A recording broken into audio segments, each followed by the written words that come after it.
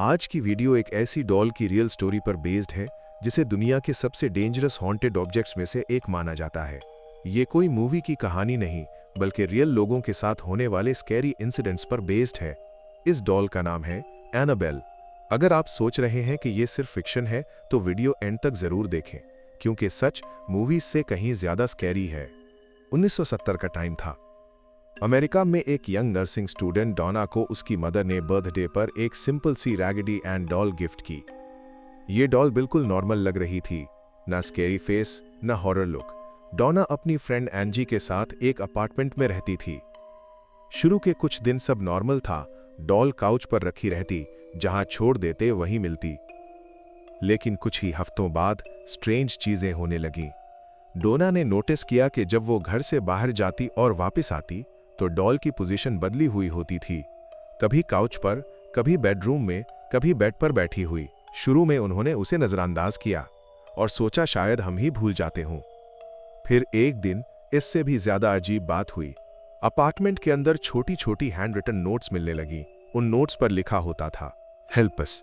सबसे स्कैरी बात यह थी कि उनके घर में पार्चमेंट पेपर मौजूद ही नहीं था जिस पर ये नोट्स लिखे गए थे। अब डोना और इंजी वाकई खौफजदा हो चुकी थीं।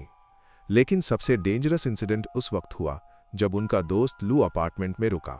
लू को शुरू से ही एनाबेल डॉल से अजीब फीलिंग आती थी। इसे लगता था कि डॉल उसे देख रही है। एक रात जब लू सो रहा था, उसे महसूस हुआ जैसे कोई इसके ऊपर आ गया हो। वो डर के मारे चीखता हुआ जाग गया। जब लाइट्स ऑन की गईं तो लू के सीने पर 7 गहरे स्क्रैच मार्क्स थे, जैसे किसी ने नेल से उस पर अटैक किया हो।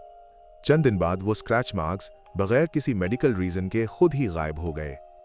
अब ये मामला मजाक नहीं रहा था। डोना ने एक मीडियम को बुलाया। मीडियम ने बताया कि अपार्टमेंट में एक 7 साल की बच्ची की स्पिरिट मौजूद है जिसका नाम एनाबेल हिगिंस है। उसने कहा कि ये स्पिरिट सिर्फ दोस्ती चाहती है और डॉल के जरिए कम्युनिकेट कर रही है। जज्बाती तौर पर कमजोर होकर डोना ने उस स्पिरिट को वहां रहने की इजाजत दे दी। ये उनकी सबसे बड़ी गलती थी। उसके बाद एक्टिविटी और भी ज्यादा वायलेंट हो गई।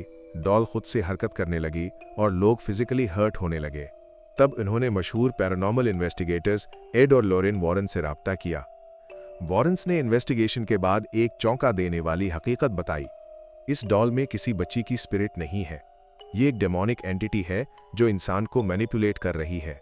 डीमंस इजाजत लेकर अटैच होते हैं और आपने इसे इजाजत दे दी है। वॉरेन्स ने फौरन एग्जॉर्सिज्म करवाया और डॉल को अपने साथ ले गए। लेकिन कहानी यहीं खत्म नहीं होती। जब वॉरेन्स डॉल को ले जा रहे थे तो उनकी कार कई बार ब्रेक फेल का शिकार हुई। लॉरेन ने होली वाटर छिड़का, तब जाकर कार महफूज हुई। बाद में इस डॉल को वॉरेन्स के ओकल्ट म्यूजियम में रखा गया, एक ग्लास केस के अंदर जहां एक वार्निंग लिखी हुई है, डू नॉट टच। म्यूजियम में भी कई वाकयात रिपोर्ट हुए।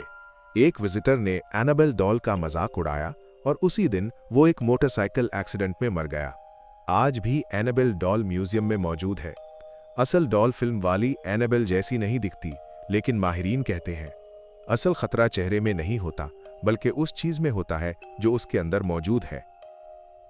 दोस्तों, एनाबेल डॉल की ये कहानी फिल्मों से कहीं ज्यादा हकीकी और कहीं ज्यादा खौफनाक है। ये एक डॉक्यूमेंटेड केस है जिसे एड और लॉरेन वॉरेन ने बाकायदा तौर पर इन्वेस्टिगेट किया था। आपका क्या ख्याल है? क्या ये सब महज इत्तेफाक था या वाकई कोई डार्क फोर्स मौजूद थी? कमेंट्स में अपनी राय जरूर दें। और अगर आपको रियल हॉरर और ट्रू स्टोरीज पसंद हैं तो चैनल को सब्सक्राइब करना मत भूलिए। मिलते हैं अगली वीडियो में एक और रियल स्कैरी स्टोरी के साथ।